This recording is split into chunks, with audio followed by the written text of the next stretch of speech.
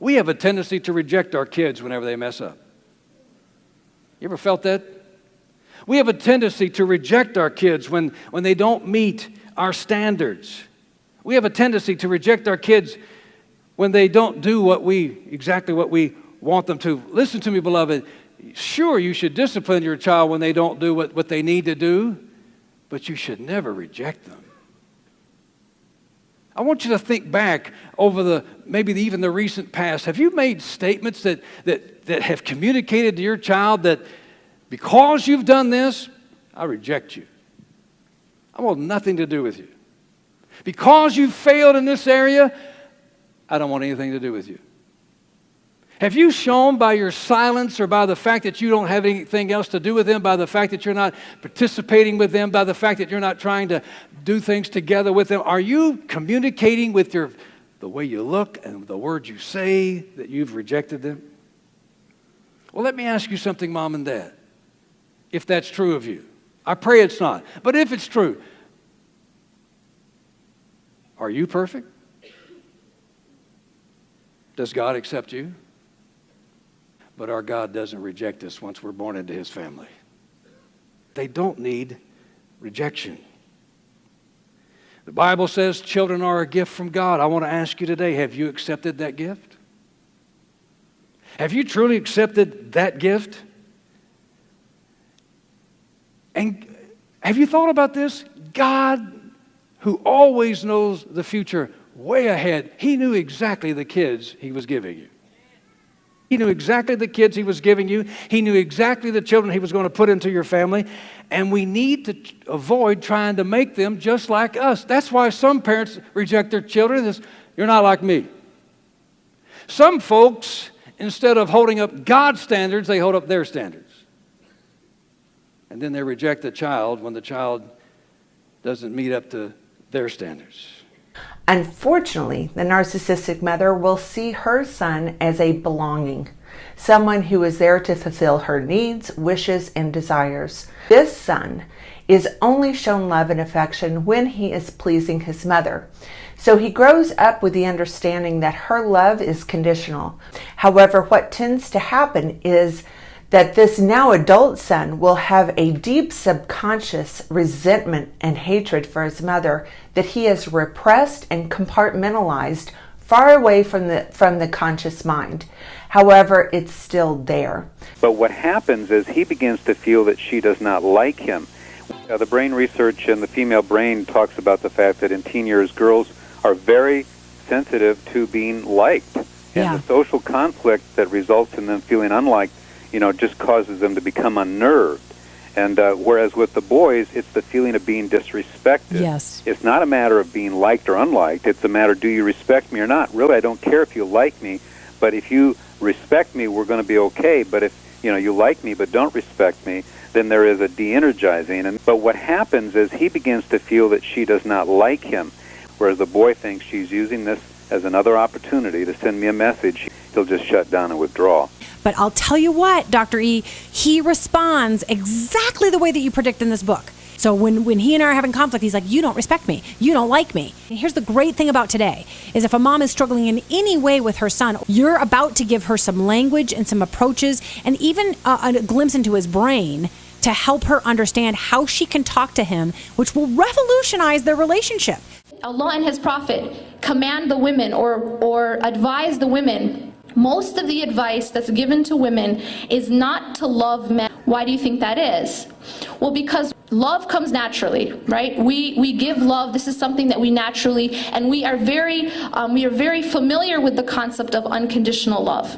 However, there's something we're not that familiar with, and that is respect. We do not understand the concept of unconditional respect. We as women feel like, well, you gotta deserve my respect. You gotta earn my respect, right? So if you're treating me bad, I'm not gonna respect you, right? Now that's the problem right there, because when we take on that attitude, we're only gonna get more and more harsh treatment. It's like this knee-jerk reaction. So the Prophet ﷺ comes to women and he recommends to women what? The emphasis is on respect. Word choice, the use of the word respect or honor or admire or I'm proud, and those expressions are huge. Absolutely. The primary need that they find for a man is to feel respected. Okay? For example, a man might do something, or a brother might do something that is interpreted by the sister or the woman in whatever context as being uncaring. So he does something that feels like it's kind of insensitive. Okay? Now, what does a woman do in response? Well, our knee-jerk reaction also happens to be the absolute worst reaction. Our knee-jerk reaction is to react with attitude. Right? It's to react kind of in an aggressive sort of, almost like disrespectful way. Okay? And that the root of that, though, is that we feel uncared for, or we feel unloved, or we feel that someone has done something insensitive to us. So we react with harshness. Okay? Now, what does that do? Well, now when you're reacting with disrespect, you're now depriving the man of his primary need, which is to feel respected. And so how does he react? He reacts by being even more unloving and even more uncaring and even more harsh. If you're guilt-ridden as a mom or a dad, feeling like a failure, worried about how your kids are going to turn out, stay with us. This conversation is for you. John, I can envision so many parents leaning in when you just said that. If you feel like a failure, I think every healthy parent feels like a failure from time to time. And I'm here to tell you, we hear every day from literally hundreds of parents, if not thousands of parents, that are struggling in that manner. You know, they're doing all the right things, but something's not working. What's wrong with me? What's wrong with my child? Well, here's the issue. You cannot control them. You do all the right things, and then you got to trust the Lord for the outcome. And through all of that, you got to maintain a great, healthy relationship. Mike Berry has been a parent coach for a number of years, and he has a book called Winning the Heart of Your Child, 9 Keys to Building a Positive, Lifelong Relationship with Your Kids. You're a parenting coach, which I think is amazing. We need many more of you. This idea that, it's about behavior. That's the report card. If you're behaving properly, then we've done a good job. But man, there is so much more and so many deeper and important things aside from the behavior. The behavior's nice because if you have a well-behaved child, you're not embarrassed. It feels good. Right. I am a good parent. Look at me. I get an A+. Look how my kid says please and thank you. Right. Behaviors are an indicator of something greater. All human behavior has an origin. So it's symptomatic. Right. Yeah. So it's not like if I wake up in the morning and I feel happy that it just comes out of nowhere. It doesn't just appear out of thin air. There's a reason why I'm happy. There's a reason why I'm regulated. Same thing with anger, with frustration. All of it is an indicator of something bigger.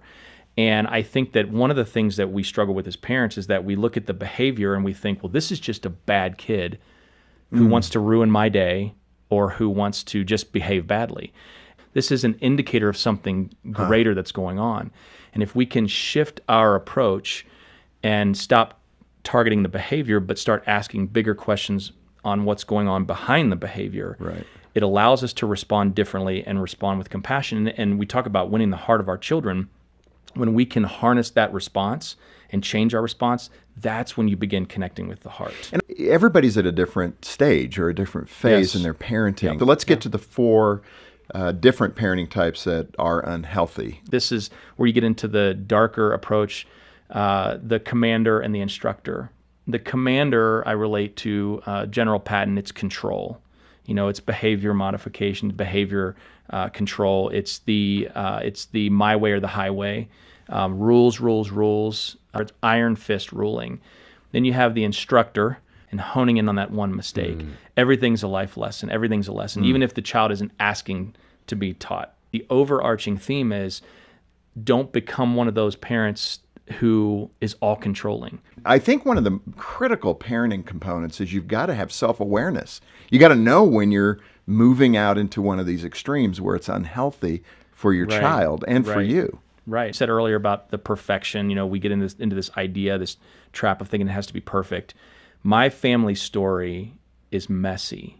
And yet today I could leave this studio right now, call my dad, and we'd have a great conversation, and he would tell me he loves me before we get off the phone. So there was reconciliation. It took several years. I went all the way through college, and it was still up and down, rocky. But years after that into my adult life, there was reconciliation, and now we have a friendship. And I love my dad. My dad loves me, and he'll say he loves me before I say that to him. And so I think that is the hope as well as the reality. That's what we hope for as parents. That is. I hope you are hearing the heart here that no matter what type of parent you are, there is a redemptive possibility, even if you've blown it. So appreciate the insights that Mike Berry is offering us today. The outcome is, it's not perfection. I don't want anybody to think that we've perfected it, but the outcome is peace. There's a lot, emotionally and psychologically speaking, we're much more peaceful people because there is no competition. But I find that most people can say, you know what, this isn't working for my family. This isn't working for the betterment of my children, so it's time for us to make a change. You also speak about 3 big principles for winning your child's heart, and I don't want to let the time pass today without touching on that, which from my own conviction I think is the core to parenting. Good parenting is how do you maintain that relationship with your child so that no matter what storm comes along, you're going to be able to weather it together. Sure. And what are those 3 core principles to winning your child's heart? So in the book I talk about understanding your influence, then shifting your perspective on your role, and then also fighting for what matters most. And this is what each of those principles looks like. But isn't that the core issue for parenting? We get foggy about what matters most. It is behavior. It's what is happening today. Right. And that in part is true, but in a larger part is going to take you down a path that may not be helpful. That's very true. I think what helps is that when you have a bigger picture in mind, that when you realize that your parenting is not just these 18 years or so, that it's beyond that. I could dominate my child in a verbal altercation, right? I could list all of my points, or I could just simply cut it off by saying, I'm the parent, it's my way, that's it, right? And I could step back and say, I have won. But what's the cost in winning that? Because now my child walks away and they think, well, Dad doesn't even want to hear my perspective anyways. And what begins to happen is this chasm begins to forge between my child and me. How many times do we see the adult child who says, I don't have a relationship with my dad? You know, and I think that that's what happens when we take on this approach of, I have to make sure that my child knows I'm in control. But to fight with this perspective of I must win and my child must adhere to this and agree with me. Yeah. It forges this chasm between us. And I think that we lose so much. And so a better approach is I said it earlier, enter into a discussion, a dialogue. Yeah. Right? Listen to your child's perspective. Be willing to hear their side of what they believe. Yeah. I think that's really where it starts, listening. You also need to take a different perspective on your role. You know, Mike, so often we can go through these discussions and not get God's perspective. And I don't want to miss that in this case. You know, God created Adam and Eve. He obviously was the perfect parent, but he had imperfect children. Totally. And I often think about that. It is a little humorous, and maybe God did it that way so that we might relax a little bit. Yeah. But in that context, what is God's view in the parenting role? How do you think he sees this? What does he want from us as sober-minded, thinking followers of Christ? What is he saying to our heart about being a parent? If God could speak to us audibly as parents, I think what he would say is I am still using you even through your mistakes.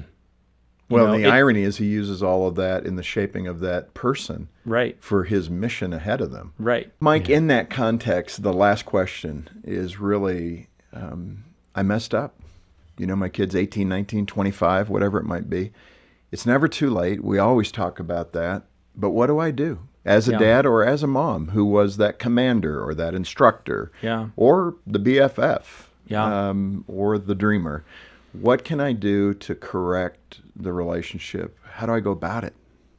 You know, I'm a big believer in owning our mistakes. And you mentioned earlier self-awareness, when we become aware of our mistakes. But I think that ownership goes a long way. when we can look at another human being and say, I messed up and it's nobody else's fault but mine. I own this. I'm sorry. I love you. And I want to have a good relationship with you, right? Even if there were other contributing factors, own it, seek their forgiveness, and then tell them you love them and show them you love them. I talk about that in the book, not only saying I love you, but showing I love you. Show it in your actions, show it in how you show up for them. You know, my dad, he took steps to repair our relationship, and I took steps to repair what I needed to repair. And I think that that's really what parents need to do. Own it, seek forgiveness, move forward. If you are a son of a narcissistic mother or suspect that your mother has narcissistic tendencies or strong narcissistic tendencies, you know just how painful that relationship can be. In this video, I'm going to share with you 2 of the ways that you've likely been impacted if you're a son of a narcissistic mother. You've been impacted in many, many ways, but in this video, I'm going to talk about 2 specific ways that you've likely been impacted by the relationship you've had with your narcissistic mother. And then I'm going to give you a strategy that you can actually use, that you can implement starting today, that will start to change the relationship with your mother, or at least help you to feel that you're happier in spite of the relationship with your narcissistic mother. If we keep the order of family right, we won't go wrong. And mothers align with their sons, and we make our relationships with our kids, mothers particularly with their sons, an idol. Oof. And that So narcissistic mothers have a way of aligning themselves to their sons in a very unhealthy way. They do it with all people in their life, but particularly if they have a son, they align themselves to that son in very unhealthy ways that impact their son for the rest of his life. And as a son, you're probably experiencing a lot of pain because of that relationship, and that spills into other relationships in your life. The first big impact that I want to talk about today is how your narcissistic mother and the relationship you had with her has damaged your self-worth and your self-esteem as a result of that relationship. You've probably experienced a lifetime, no matter how old you are, you've spent the better part of your adult life seeking approval from your mom, which you likely have never received if she's a narcissist. What greater love is there than a mother for their child? That feeling of safety, warmth, encouragement. Wait, are you wondering what we're talking about? Does it sound strange or unfamiliar to you? You're not imagining things. Despite the social and media insistence that parents always love their child and you owe your mother everything because no one loves you like her, parents can be toxic to their children. It's not okay, and no one should be expected to put up with the abuse. Although both parents can be toxic, mothers tend to use emotional manipulations so the child grows to believe the abuse is normal, deserved, or even required for them to grow up properly.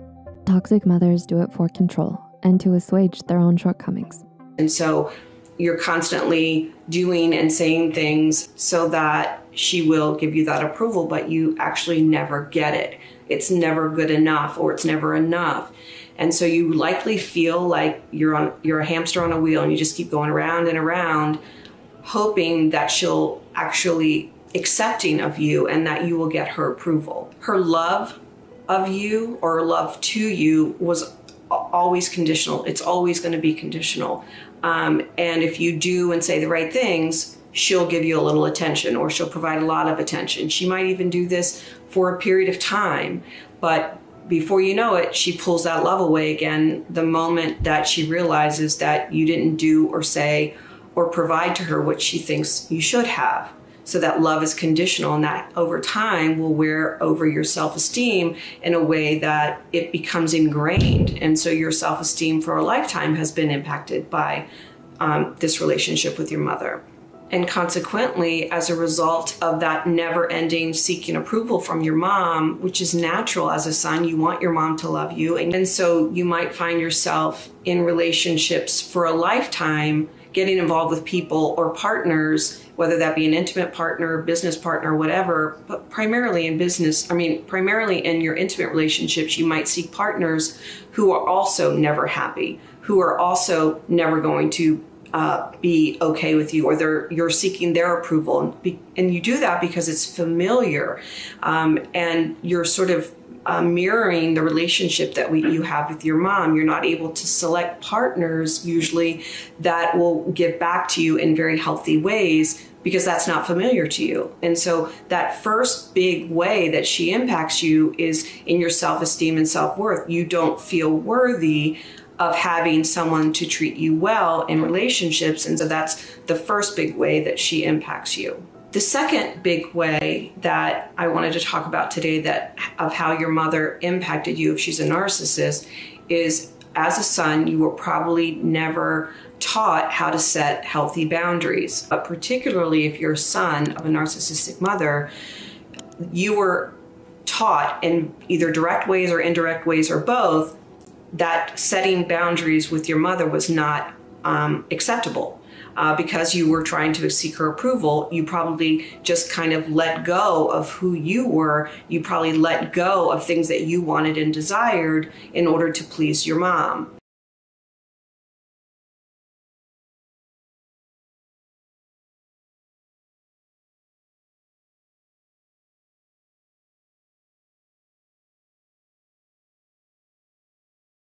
And so that boundary setting was something that you probably didn't receive. Narcissistic mothers do not promote in their sons the ability to set boundaries. In fact, they do the opposite. If the son tries to assert his independence, for example, and wants to, play baseball, but the mother, or just doesn't like baseball in general, she might put down baseball to such a degree that the son denies his desire to play baseball and will play the sport that their mother wants them to play, or won't play sports at all if that's what will please the mother. A son learns very early on in his relationship with his narcissistic mother that to survive in the home with a narcissistic mom, he must deny who he is. He must silence his authentic self in order to survive. His mom likely also shamed him for things that he desired, wanted, or needed. She will put fear into that son so that son will ultimately not go away for that weekend, and will make that son believe things about his friend or his friend's family in order for him to choose not to go. And if he goes anyway, he will be shamed. He will be, he might even get the silent treatment from his mother when he returns. So if there are enough instances of these circumstances over the childhood of the son learns to deny his authentic self, which then inherently he's not able to set appropriate boundaries in relationships. And if he can't set them with his mother, he's not likely going to learn how to do it outside of that relationship. He learned how to deny his own needs. Let's say that the son is, older, maybe 30, and the mother wants him to come over and, wash her car or fix a fence or whatever. The son, even though he's tired, even though he's not really feeling up to it, he will deny his own needs in order to please his mother, because he knows if he says no to that and just says, let's say he says, I'll do it this weekend, that's going to anger the mom, and he knows it's going to anger the mom.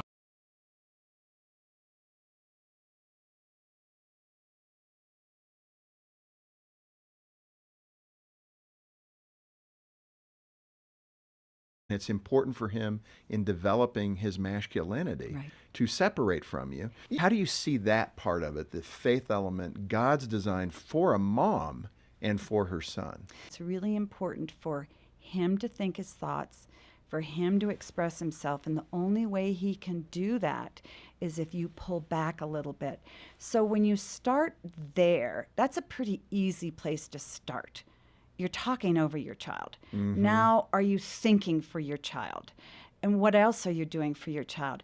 You encourage moms to give their sons an axe. Now, it's metaphorical. Don't panic, everybody. Yeah. Well, and I purposely use the term axe because cutting wood is typically something a man does and a woman doesn't do. Allow your son to develop his masculine skills and show him that he can do many things, not that he can't do many things. And that's a really important transition for a mom to make, is to speak to her son as though he can do this, and he can do his own homework, and he can do his laundry, and he can figure out how to interview for a job, and he can join the military and be okay. And to really empower our sons, because again, it's non-intuitive for a mother to give her son an axe and say, you can go out into the world, the woods, and cut down your own trees. You can't compensate for what a dad can give a son, so don't try. You know, the mom that's trying to be two things, how does she emotionally back down from that desire to be all things to her son? Well, I think she needs to start with herself. You know, you can't give your child this. And some mothers get it right away and they go, oh, thank you. He's starting to feel very differently, and he wants to know what a man looks like and how a man talks and how a man would love him and how a man would respect him. And he wants that man's approval. So that's when a mom begins to say, you know what, honey, I'm so sorry you don't have dad here for whatever reason. You don't malign dad, you don't put him down. And I would go a little bit farther. I say, I know your heart wants a dad, and I'm sorry you don't have a dad. So I'm going to try to help you find somebody who can be a dad model for you. Maybe it's grandpa, maybe it's Uncle Joe, maybe it's a pastor, whatever. And then as he gets older, I would say something like this: I've never been a man, but I know that your heart wants different things than my heart wanted when I was your age. And I know that you want approval from a man, approval from a dad. So you identify to him what his heart wants so that he doesn't feel crazy.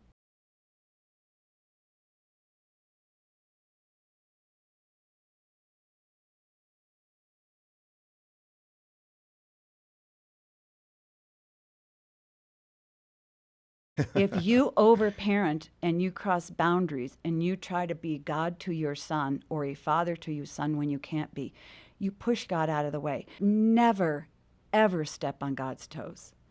But you back off and you be a good mom and your role ends there. And we feel that's part of the way life should be. But what I would encourage mothers to do is think about their son when he's 25. Do you want a 25-year-old son who comes home and enjoys your company? You will have a 25-year-old man who is maybe still living at home, who can't have a healthy marriage, who believes he needs you to do all these things. And you will grow to resent that man because your relationship will be very distorted and twisted. So when we look at delayed adolescence, we put a lot of blame on the next generation, that it's their fault. But what I'm hearing clearly today is that we as parents, and in this context as moms, are playing perhaps a critical role in delaying their development, their normal adulthood journey, because we're over-parenting them, over-mothering them. I'm seeing it all the time, and as a parent of adult kids, I hate being blamed for everything, but the truth of the matter is a lot of blame is on our shoulders. We'll get decades of an amazing relationship with our sons if we can do what's right for a few critical years during. In today's video, we are talking about a very common abuse tactic that narcissists use on their victims. And this specific abuse tactic and manipulation tactic isn't talked about a lot or understood. So I'm going to explain exactly what stonewalling is. Stonewalling is essentially a manipulation tactic often used by narcissists where they refuse to communicate or cooperate with you to resolve an issue. It's where they shut you off completely, and many times will involve them not talking to you, responding to you, and in some cases, they may even behave as if you do not exist, as if you are invisible. An example of this would be you trying to speak to them about a topic they don't want to discuss, so they pretend you do not exist. They not only do not speak to you, but they don't look you in the eye, but rather look through you as if you're not standing right in front of them. In this capacity, it's extremely cruel and can harm the victim being exposed to it. It can be an extreme form of emotional and psychological abuse, leaving the victim distressed. Aggressive body language like eye rolling or scowling, defensive communication, refusing to answer any questions, blame shifting onto someone else, usually you, acts as if you're not important and have nothing of value to say, giving the silent treatment, avoiding discussions about the problem, busying themselves while you're trying to talk to them, avoiding eye contact, staring past you, or at their phone, watch, or TV, abruptly walking away, acting busy or abruptly moving into another task or telling you to change the topic, ignoring you completely and acting as if that they do not hear you or also sometimes see you, ignoring you when you speak, eye rolling, dismissing your ideas and perspectives like they are invalid, stupid, unreasonable, or boring, dismissing your concerns to discuss any issue with you. These are all examples of stonewalling, and if you think you may be involved with a narcissist in some capacity in your life, these are some of the things that you should be looking out for. We must begin by asking for God's help and the power ultimately to restore, once again, what we thought was dead. Secondly, you need to affirm your child's value. Once you've asked God for help, then you need to sit down with your child and affirm your child's value. If you're in a strange relationship, if there's a problem, if there's a broken relationship, the very next thing you need to do after you've asked for God's help is to sit down with your child. And Romans 12:10 tells us, as we quoted this morning, we need to be kindly affectionate to one another with brotherly love and honor, giving preference to one another. Did you notice that?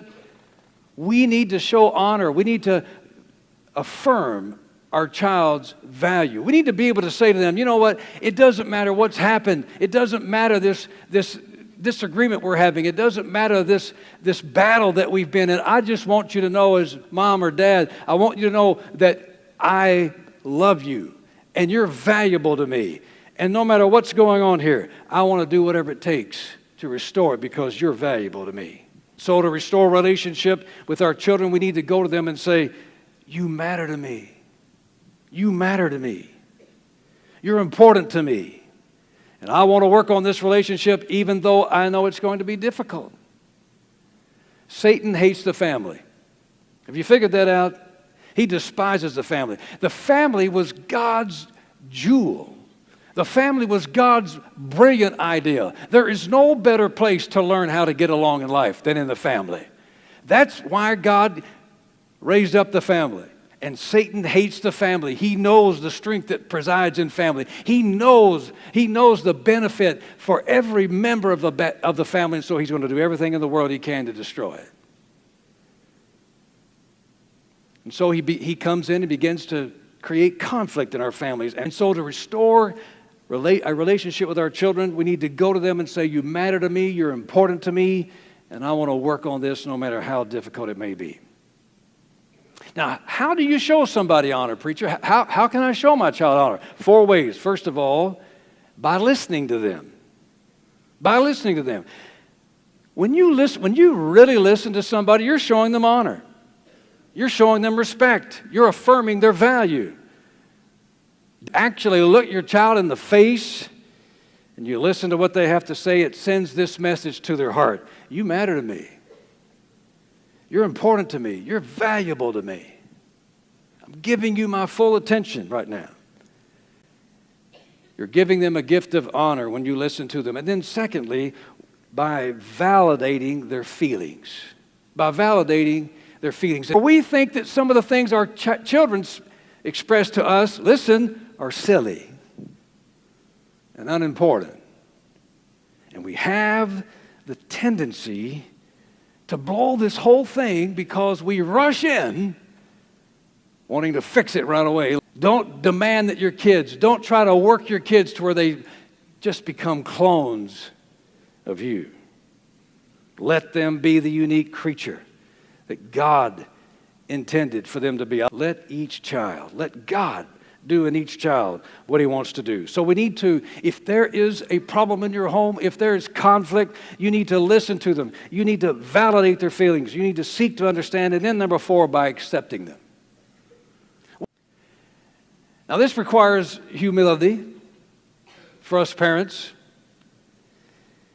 because most parents don't like to admit they need help, especially when it comes to a relationship with their children. But this is the starting point, beloved. And if there is a broken relationship in your home between you and your child, then you need to say to God, God, I humbly ask for strength to rebuild this relationship. I can't do this on my own. I realize this, and I need your strength. James reminds us in James chapter 4, verse 6, he says, God resists the proud, but gives grace to the humble. Did you notice that? God resists the proud. I don't know about you, but I don't want to be on the side of God resisting. I don't want to be opposite of God. God opposes the proud. Think about that. If they're experiencing that right now, I mean, they're living that moment. Maybe mistakes have been made. What can they do if they're there? They have an 18, 19-year-old who's not separating in a healthy way, maybe 22, 25. Mm-hmm. What can a mom and her husband, dad, what can they do to right that ship a bit? She needs to talk to him differently. Rather than talk to him as a boy, you speak to him as a man, even if you literally have to say, I have really enjoyed seeing the man you're growing into be. And many of us mothers continue to talk to our adult sons as boys. I will never forget the day our 18-year-old son came to me. I understand what I'm talking about in this book. And I was very protective of him. He was my baby and my son, my only son. Mm-hmm. And he looked down at me from his 6'2" frame one day and said, Mom, will you stop talking to me as though there's something wrong with me? Mm. And what I was doing subconsciously was, something's wrong, I'll fix it. Something's wrong, I'll fix it. What's wrong? What's wrong? I'll fix it. I didn't mean to do that, but as a mother who was trying to read her son all the time, wow, convinced that I could do something to help, even if it meant doing his laundry, I wanted to be in that role. And that was a turning point in our relationship. I never spoke, I hope, to him in that way again. I spoke to him consciously as a man who could stand on his own, who was fully capable of living without me. And I will say there was a separation in our relationship. But what you have to realize is you pull away and they pull away. And then some time goes by and you come back and you have a very healthy friendship later in life. Meg, this has been great. My husband is my boss. My husband is number one. If my husband tells me, hey, sit down, I'll sit down.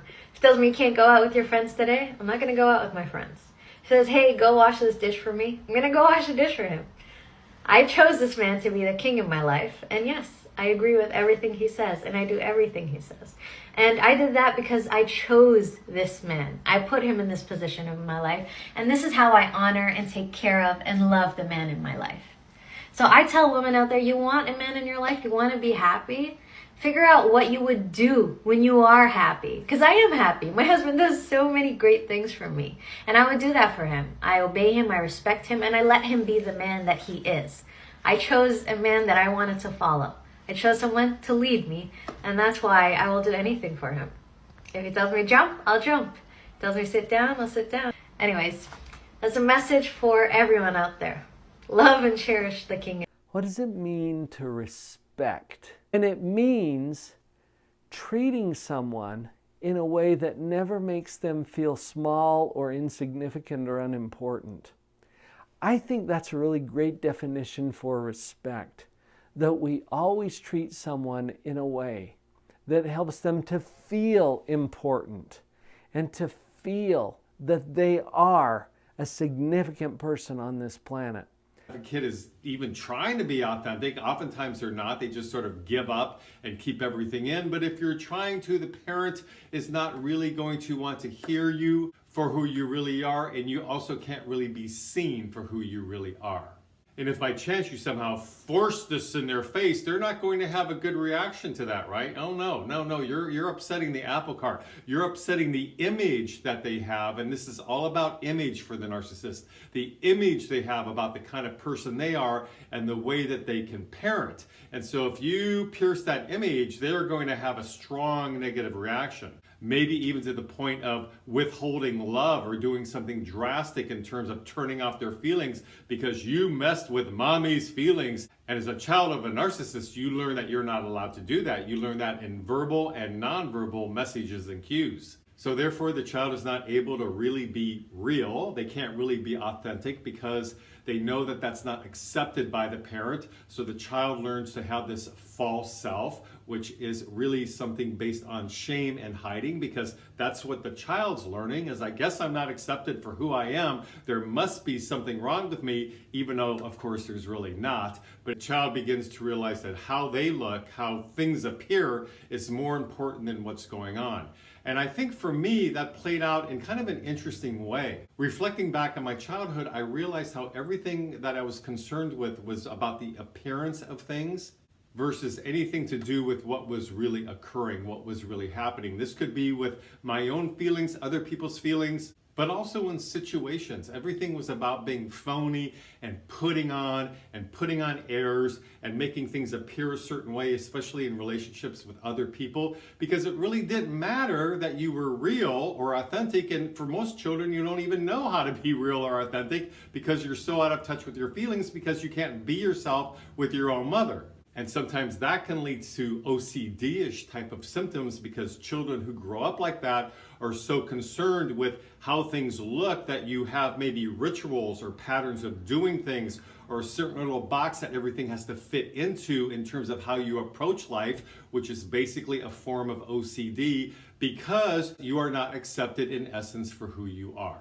Which then leads this child to not trust their feelings at all as they grow up or not even know their feelings. And this can be so harmful because not only do you not know yourself and you're not in touch with that, but then as you get older and you try to have a relationship, let's say a dating, romantic type of relationship, you don't really know how to share anything authentic because you haven't learned how to do that. You haven't had the practice, which normally starts in our childhood, usually with our parent, with our mother or father, but in this case, I'm focusing on the mother for this video. And because you haven't been able to practice with your mother, you don't know how to do that with a significant other, with a boyfriend or girlfriend when you get older. So it's all complicated and creates havoc as you're learning this as an adult because in essence, you have to reparent yourself. The child begins to feel used on some level, more like they're a thing or an accessory because they know on some level they're not really being valued for who they are because they can't show who they really are. I know for me that played out with getting gifts from my mother. She was just laid in the gifts out for birthdays and Christmas, for example, because it was all about the appearance and the show and how things looked rather than the real connection. So at Christmas time, for example, I'd get tons of gifts. Everything was bigger than life. Everything was a huge production.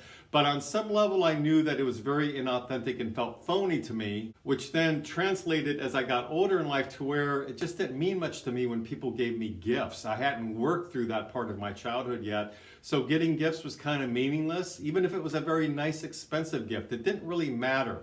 What mattered to me was more of the connection with the person because that's what I was missing from my mother. So that's just one possible symptom of feeling used or feeling like an accessory. These type of things may have very different meaning for a child who's raised like this versus children who are raised with an authentic connection with the parent. So then because of this, a child may have a lot of self-criticism or self-judgments or self-hatred because in essence, they think there's something wrong with me. I'm not being accepted for who I am, so therefore there must be something wrong with me. Think if you're 3, 4, 5 years old, you don't know how to work this through. You just assume it's you. The child always assumes it's them when of course it's not. So we're the ones who teach our young boys that women can be relied upon, that women can be nurturers, that women are compassionate and we will be there for people. We are the comfort.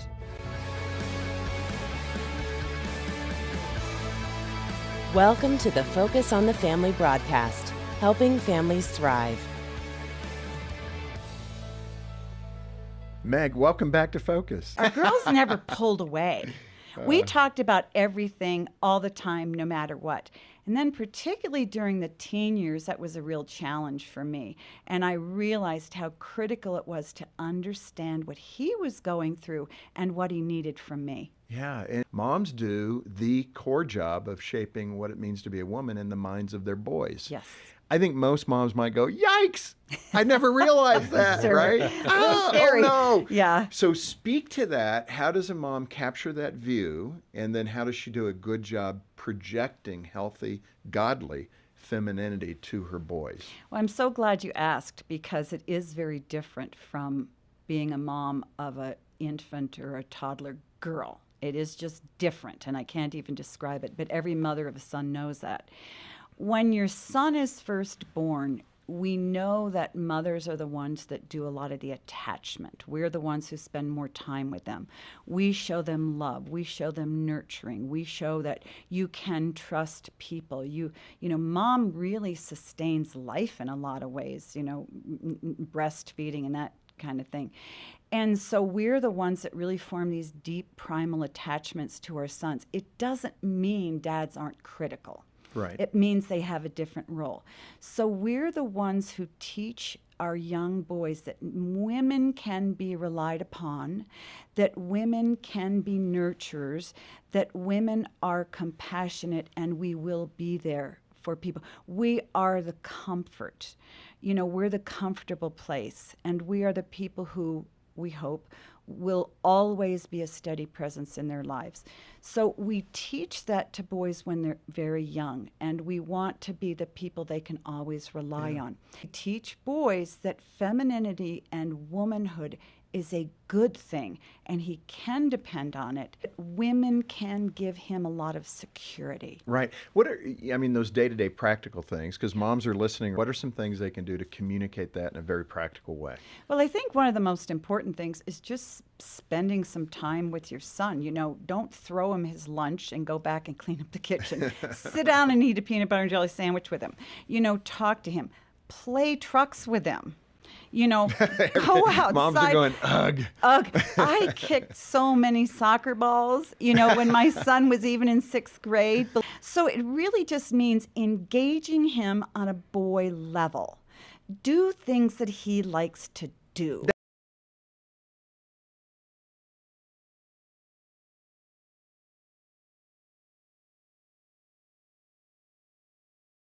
We can find little moments during our day, you know, to just talk to our sons. I think it's very important for sons to be hugged by mothers, because there will come a day when they don't want you to get near them and hug them. It comes a lot faster Comes than very, you very think. fast. So it's very important for mothers to hug them and kiss them and let them know they are lovable. And this is one of the greatest things a mother can do.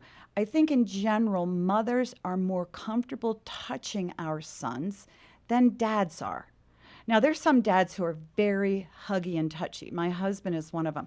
But there are a lot of dads who don't know what to do, so they don't. Yeah. But mothers can embrace and love our sons and tuck them in and kind of thing. And that's our way of loving them. So from a really practical standpoint, I think it's really engaging them in the day-to-day things and inserting ourselves into their lives and just being part of that. Meg, you make a powerful statement in your book that, and I'll quote it here, I am convinced that second to giving him life, giving our sons an emotional vocabulary is the greatest gift we can give to our sons. Wow. What are you defining as emotional vocabulary? What does that look like? I think there are a lot of adult men who have a lot of anger and a lot of rage and maybe some sadness, and they don't know what to do with it. But I'm talking about it in the early years, first 7 years of a child's life, for instance. Mothers help sons identify their emotions so that they can learn what to do with those emotions. But because mothers tend to be very in tune with emotions, our emotions and our kids' emotions, and we know that as people get older, we know we need to learn how to control them and choose how we're going to act on them or not act on them. So for instance, if a boy is upset and he hauls off and he hits his little sister, we go over to him and say, I know you're angry, and that's what it feels like, but when you're angry, you can't hit your sister. Right. So when I say you give them an emotional vocabulary, you help them separate out what feelings are what. So then they can say, as they get older in life, okay, here comes my rage, here comes my anger. Now I know what that is, what am I going to do? Yeah. And I think that's a really important life skill that we need to teach boys early on so that when they're in 20s and 30s, they can be in tune with how they feel, and then they can control that or act on them or not act on them. She's connected to what he's feeling, and he needs her to love him. Their emotions begin to really come out. They'll cry, they'll be sad, they'll be angry, they'll get frustrated. And what is mom's goal at that point? So what mom's goal is to see what's going on in her son, pick up one emotion that she can say, this is what's going on in him. And when that emotion subsides, she goes over to them and said, you know what, Tommy, I noticed you were angry. And when you're angry, this is what it feels like. But I want you to know, you don't have to be angry forever each other. So I think that for mothers, because we're in tune with how our sons are feeling and how they're expressing it, we can fairly easily identify what's going on inside them. Because I think if somebody doesn't come along to a boy and say that those feelings can be controlled, and it's very frightening for men. Let me illustrate it. I've done some work with many of the men in the NFL, because many of them are elite athletes, very accomplished, but when it comes to their home life, they don't know what to do because they didn't have a dad and they didn't have anybody to show them how to treat women, how to treat men. And one of the most startling comments I heard from one of the men who'd won a Super Bowl, this guy who was very great at what he did, was telling me, here's what I don't understand. I grew up in a hard life. All of a sudden, I'm a teenager. I'm paid millions of dollars to go out and play this sport. When I'm on the field, we live sort of on the edge of rage because anger at wanting to win helps us in our sport. So we live right on the edge of explosion. But then we come home to our families and no one tells us how to turn it off. Yeah. Because no one has said, you will feel these feelings, but here's what you do with them. And they literally didn't know how to have anger and frustration at home and control it. Now, this was a smart man, and he had a really good mom, but no one coached him in emotional vocabulary. If she hasn't felt the courage or the need to do that engagement, what can she do? A lot of women, even though we're in tune with other people's emotions, don't want to talk about them. So I think that mothers have to muster the courage to begin in the easy spots. He's very upset. You go over and say, I see that you're really upset. What are you upset about? And when you begin to talk to them about identifying easy emotions, then you work up. Yeah. And I think it's very hard as boys become teenagers because the testosterone comes, the anger is more intense, their muscles are growing. And I think boys sense this power coming on, and they really need to know there is this real power and the emotions are intense. But we as mothers can't be afraid. We've got to say, you know what, your emotions are more intense. What are you feeling and how can I help you? What are you feeling and how can I help you? What are you feeling and how can I help you? It's tough, but we can do it, even if we start in the teen years. Well, and I think what I'm hearing you say is engage, don't back Exactly. up. Engage, don't back Exactly. up. Because I think a natural inclination for a parent, a mom who can't feel in control might back up, and that may be the exact wrong step to make. Exactly. Exactly. We're chicken because we know how to handle our girls, but we don't know what to say and how to handle our sons. Yeah. We just have to find the right time to talk to them about their feelings. And I have found that one of the best times to talk to sons is just before bedtime when their day is winding down.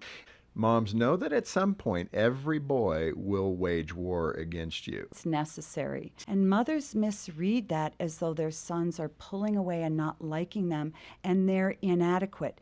So when a son begins to pull away, a mom moves in closer. As a son, in order to understand his masculinity and identify his masculinity, cannot do that when he feels very close to his mother, because he gets confused and he needs to push back from his mother. And when I say hate his mother, he needs to distance himself enough to say, I don't need her. It's so critical, and it's one of the biggest problems we're facing in our culture today, because the boys who are still living at home on their parents' couch may not have ever gone through this extremely important developmental stage, because they live with mothers who need them, who need to be needed by their sons. And what they've communicated when sons begin to pull away is, no, that's not good, that's not right. And probably you're dealing with something right now where just because of some brain cramp that got in your way and had you do something that hurt someone that you love, what can we do to make an appropriate apology, to say that we're sorry, to convey that in a way that really is meaningful? First, let's make a clear distinction between circumstances, thoughts, and feelings. And then I'll give you some clear strategies that you can use to steer your thinking. Let's start with circumstances. Circumstances are neutral. Wait. What? Neutral? They don't feel neutral. My circumstances aren't neutral. I hear this all the time. Sometimes I think it. But circumstances are, in fact, neutral. It simply is what it is. Now, when I say circumstances are neutral, I am not saying that they are easy or painless. In fact, sometimes our circumstances are extremely painful and difficult. But what I am saying is that circumstances are simply the facts of what is. You've probably heard the phrase, it is what it is, which can be kind of annoying depending on who's saying it. But all it means for purposes of our discussion here today is the way things are without changing anything. It is what it is. Circumstances are neutral. Most people mistakenly believe that their circumstances are what's causing their feelings. In fact, you hear it all the time. Look at what's happening to me. How would you feel if this were going on in your life? As a professional psychologist, I learned way back in shrink school that there's something called the fundamental attributional error.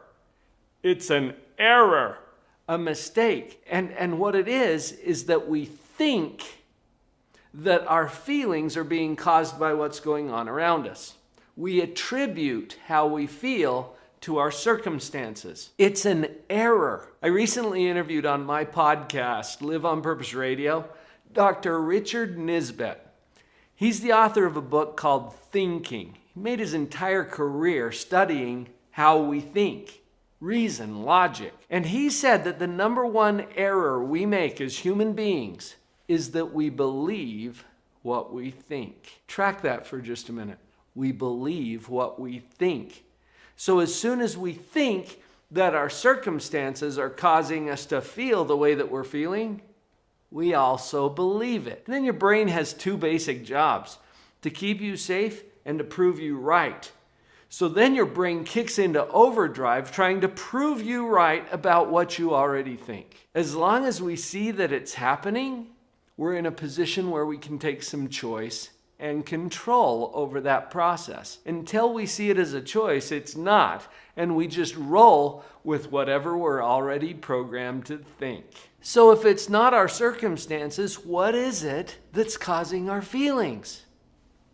It's our thoughts. This goes back to the very basic tenets of cognitive psychology, where we have thoughts, feelings, and actions.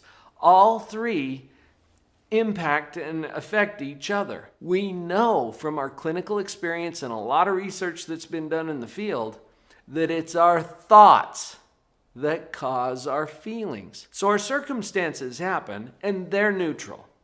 But then we have thoughts about those circumstances that are not neutral at all. Let me give you a personal example. About a decade ago, I went through a bankruptcy. This was one of the most difficult times of my adult life. I tell the whole story about that in my book, Pathological Positivity. But if you can just join with me here, as my circumstance is bankruptcy. That's neutral. Wait, how could that be neutral? That's a bad thing, Dr. Paul. No, it's neutral. That's a bad thing is a thought. Notice that. The thought jumps in, this is a bad thing. What if I were to think this is a good thing? Well, how could you think that?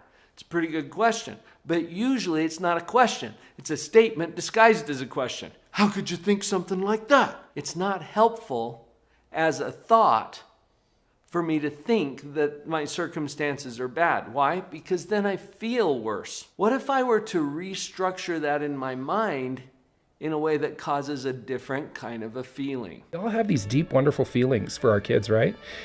But they're not worth anything if we don't actually communicate to them those deep, wonderful feelings. So personally, I'm looking for opportunities all the time.